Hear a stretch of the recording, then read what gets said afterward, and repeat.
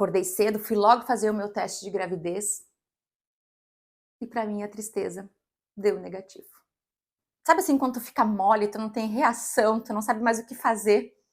Sejam bem-vindas ao terceiro episódio do Tempo de Ser Mãe.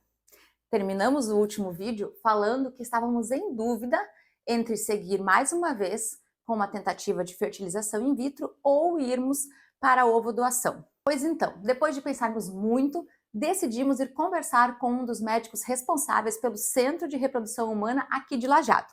E foi uma consulta rica de informações, cheia de expectativas. Explicamos para ele que estávamos em dúvida entre seguir com a fertilização ou partirmos para a ovodoação. E ele foi muito sincero e bacana, porque ele nos disse: enquanto tu tiver óvulos, temos chances, vamos seguir em frente. E aí o nosso coração já se encheu de esperança novamente. Deixamos a ideia do médico da Espanha em stand-by e decidimos confiar no médico de Lajeado. E foi aí que começou uma nova história. A primeira coisa que fizemos foi montar um cronograma de como seriam feitas as injeções, as punções e tudo mais. E já que mudamos de clínica e mudamos de protocolo, por que não mudar a questão das injeções também? Foi aí que eu tomei coragem e falei para o Diego: dessa vez as injeções vão ser com a gente. E foi um momento muito especial, um momento de conexão entre nós dois. E foi bonito, porque era a gente fazendo por nós mesmos. E essas injeções também possuem um horário certinho para ser feito. Então, quando o Diego estava comigo, eu pedia para ele fazer, e quando eu estava sozinha, eu mesma aplicava. Colocamos todo o nosso amor, toda a nossa energia, toda a nossa esperança nessas picadinhas da barriga. E eu confesso que foi um momento assim que me deixava emocionada e muito feliz por estarmos fazendo isso juntos. Mais uma coisa em busca do nosso sonho, que eu não estava sozinha. E junto com isso, eu e Diego optamos em fazer um acompanhamento com uma nutricionista especialista em fertilização. Fizemos uma consulta com ela, levamos todos os nossos exames, e aí foi que ela nos disse que os nossos exames realmente estavam muito bons, mas que os meus estavam bons para uma pessoa normal, não para alguém que queria engravidar. E aí é que já começa a diferença quando eu falo que a gente tem que ter um pouco mais de atenção e ir a fundo, sem desistir, e tentar todas as possibilidades para a gente realizar os nossos sonhos. A Nutri então nos pediu mais uma bateria de exames que faltavam para ela concluir a ideia dela e aí sim montar todo um plano alimentar novo para a gente. E o que ela fez foi uma limpeza no nosso organismo. Então a gente não foi aquela coisa radical, 100% para ficar neurótico, mas tentamos seguir ao máximo tudo que ela foi nos indicando. E aí é que entra aquela força de vontade. A gente foi eliminando glúten, lactose, cafeína e álcool. 4 coisas que faziam parte da nossa rotina e que a gente sabia que não seria fácil se adaptar, mas que valeria a pena. Quando nossos exames chegaram, ela nos chamou para mais uma consulta e aí foi nos mostrando o que tinha de diferença para alguém que quer engravidar e para alguém que está com uma vida normal sem pensar nessa possibilidade. E aí a gente ficou pasmo com os pequenos detalhes, com a diferença que alguns números iriam fazer dentro do meu organismo e para esse tratamento. Além da nutricionista, o que eu fiz também foi focar muito na questão da atividade física. Quem me acompanha há mais tempo vai lembrar que em pleno inverno de 2024, 6 horas da manhã, eu estava na academia. Fazia o meu treino lá todos os dias e depois ainda ia para a pista atlética dar uma caminhada de meia hora, 50 minutos, dependendo do dia, inclusive nos finais de semana. Bom, voltando à clínica de reprodução, então, aqui de Lajeado, começamos o nosso protocolo, que foi um pouquinho diferente das outras vezes. Antes, eu fazia 10 dias de injeções, fazíamos a punção, aí tinha o esperma do Diego que, junto com esses meus óvulos, formariam os embriões. E aí a gente mandava para análise caso tivesse, então, um embrião saudável, um embrião maduro, que eles chamam de blastocisto. Em Lajeado, a sugestão do médico foi um pouquinho diferente. Nós iríamos fazer, então, os 10 dias de injeções, faríamos a punção, mas iríamos congelar esses meus óvulos. Aí, iríamos repetir por mais um ciclo. E durante essas injeções, continuávamos aquela mesma coisa, de ecografia, dia sim, dia não, ou a cada 2 dias, para irmos acompanhando o tamanho desses folículos, o tamanho dos meus óvulos. Quando estávamos no segundo ciclo para fazer a punção desses folículos, aí sim é que juntamos com o esperma do Diego. E aí, para nossa felicidade, já com toda a alimentação mais regrada, com rotina de atividades físicas com mais frequência, todo aquele cuidado especial que a Nutri nos pediu, nós conseguimos 8 folículos, gente. Vocês têm ideia disso? Da felicidade que era pra gente, que até então conseguia 3, 4, a gente conseguiu, juntando das duas punções, 8 folículos. Isso para nós era maravilhoso. E 8 folículos que eram maduros, que já poderiam ir para se juntar com o esperma do Diego. Durante esse processo, seguimos a nossa rotina de exercícios e também de alimentação, com todos os cuidados. Aí esperamos os 5, 6 dias para ver se os embriões chegariam ao estágio de blastocisto. E para nossa felicidade, desses 8 folículos, 4 estavam bons, 4 eram embriões.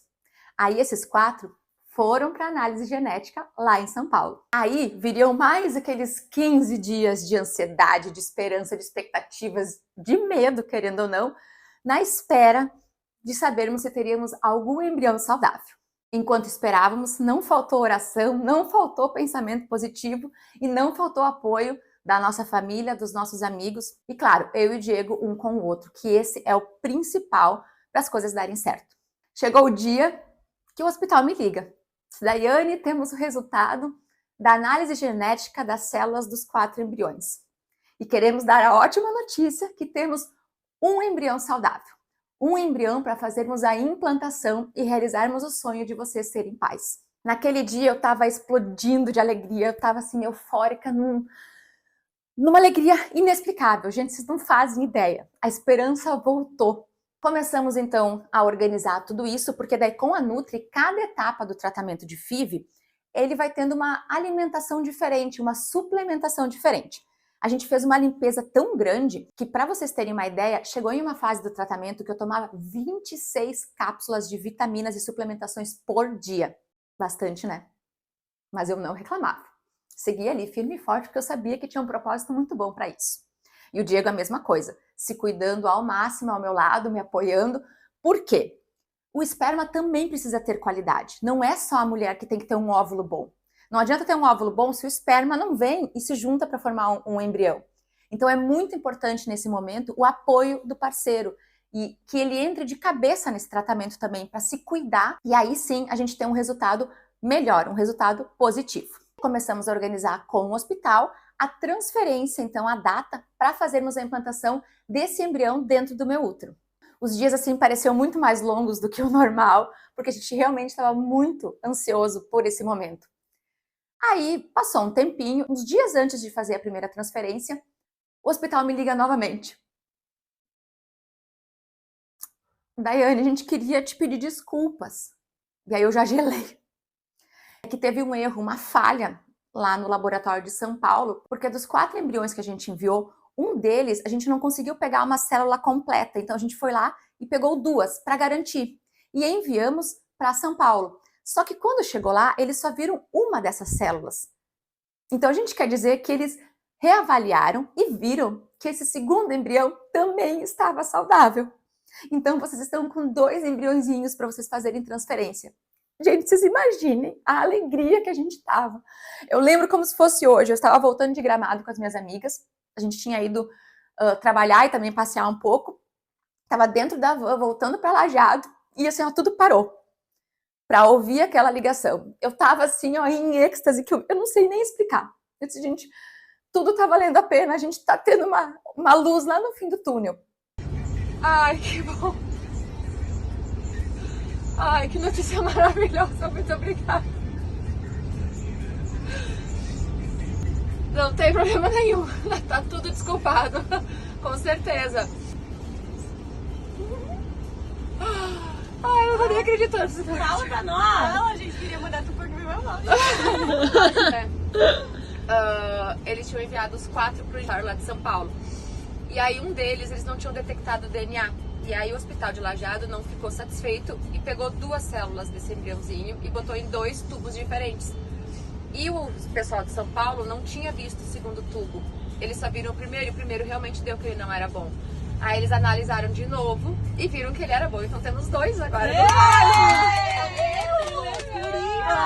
Que milagre! E aí, eles mandaram mensagem há pouco, o doutor Davi precisa falar contigo. Eu pensei, ai meu Deus, eu já gelei assim, mas eu pensei, eu não vou pensar coisa ruim. Depois no banheiro eu vai ter assim, eles vão ligar pra dizer que sem querer mandaram o resultado errado e vai ter mais alguma coisa. Foi isso, de novo, sentado no vaso de xixi, pelo amor de Deus. Deus xixi, seu milagre. Olha só. E daquele momento até o dia da primeira transferência, meu Deus, foi uma emoção assim, ó, uma expectativa, uma alegria e muita euforia, muita euforia. Por dentro a gente estava vibrando assim, que olha, eu não sei nem explicar. Foi lindo de viver esses dias. Chegou então o dia da primeira transferência embrionária, o dia do início do nosso sonho. Oi, meu amor! A mamãe ainda não sabe se você é um menino ou uma menina, mas ó, saiba que essa Dindinha maravilhosa aqui fez muita coisa para que você chegasse a esse mundo e que a gente tá esperando por ti muito, muito, muito ansiosa. Ai, que vai dar tudo certo. E ó, essa aqui é muito especial, viu? Fez parte de tudo isso. Acordamos cedo, organizamos tudo, estávamos lá felizes da vida, esperando o médico nos atender para então fazer todo esse processo. Bom dia, Daiane e Diego, um embrião. Agora essa linhazinha branca ela vai subir, ela vai progredir da direita para a esquerda. Ó, vocês vão ver, é aquele cateterzinho mais fininho que eu falei para vocês. A gente vai subir. Vou tirar aqui a álcool, Sandra. Tá vendo a pontinha branca lá, um pouquinho mais branca? Deixa eu ver lá, aquela pontinha branca, né? É a ponta do cateter que ela trouxe dentro do teu endométrio. E agora então a gente vai injetar ali naquela região mais branquiçadinha a gotinha. Vamos ver se vai aparecer. Às vezes aparece mais, às vezes aparece menos. Vamos ver. Pode bascular, Sandra. É aquele ponto borrãozinho branco lá, ó, que a Bruna vai mostrar para vocês. Aquela é a gotinha que foi injetada. Na realidade, o ponto branco é uma bolha de ar que é colocada junto com a gotinha para mostrar para a gente onde é que foi colocado. Vou tirar agora aqui o catéter de transferência que foi passado. Ó. Aqui está o catéter de transferência e excelente. Sandra, deixa eu ver. Vou botar aqui, vou dar um zoom para vocês enxergarem um pouco melhor. Tá ótimo, Sandra. Obrigado. No alvo, como a gente costuma dizer, né? É onde a gente queria colocar. Ó, deixa eu explicar para vocês. Essa área esbranquiçadinha aqui é o tal do endométrio, né? Como eu falei, dependendo do ângulo da outra, às vezes a gente enxerga melhor, às vezes um pouco mais difícil, mas essa área esbranquiçada entre as flechinhas aqui, ó, é o endométrio aquele que tu vinha te medir via vaginal, né? Então a gente queria que ficasse dentro dessa região aqui das flechinhas, né? E a gotinha ficou então nessa área mais esbranquiçadinha, aqui em direção à tua cabeça, para em direção aos pés, a gente queria que ficasse aqui, mais perto do fundo do útero que a gente chama. A gente vai esperar eles dizerem ok, eles revisam o catéter para certificar, porque eles estão grudados.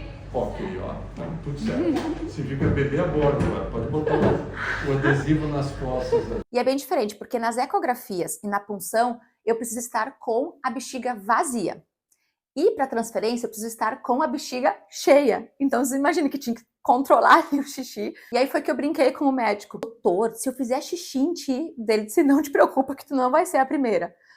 Me concentrei lá e aí ficamos na expectativa por mais 10 dias. Porque a gente faz a transferência, fica em observação e aí são 10 dias de espera. Eu acabo tendo uma vida como se eu fosse grávida. É sem bebida, sem atividade física muito forte, sem corrida, essas coisas assim.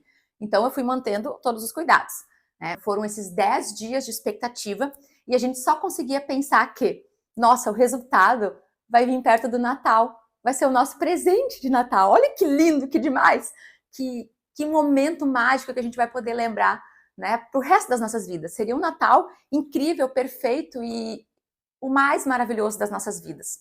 Chegou o 20 de dezembro, acordei cedo, fui logo fazer o meu teste de gravidez. E para minha tristeza, deu negativo. Foi choro, eu não sabia nem como contar para o Diego. Eu tava assim, num desespero e num... Sabe assim, quando tu fica mole, tu não tem reação, tu não sabe mais o que fazer. Ai, respirei fundo e pensei, meu Deus, o que eu vou fazer agora? Esperei mais uns 2 dias, fiz mais um teste para ter certeza e novamente negativo. Entrei logo em contato com o médico, passei o resultado para ele E aí ele se sentiu muito e tudo mais, né? Aquele apoio todo que foi muito bacana de toda a equipe, mas era aquele apoio que não tirava a nossa dor, que não conseguia solucionar o nosso problema. Não tinha conseguido engravidar por essa transferência embrionária. Aí, de novo, pedimos para o médico qual era o sexo desse embrião. E era uma menina. Eu não sei se eu indicaria vocês pedirem o sexo. É que eu e o Diego somos muito curiosos, então a gente sempre optou em querer saber. Mas eu acho que é uma dor que aumenta quando tu sabe o sexo do bebê, porque tu começa a imaginar 1000 coisas. Mas enfim, não me arrependo, é muito do nosso perfil querer saber tudo nos mínimos detalhes.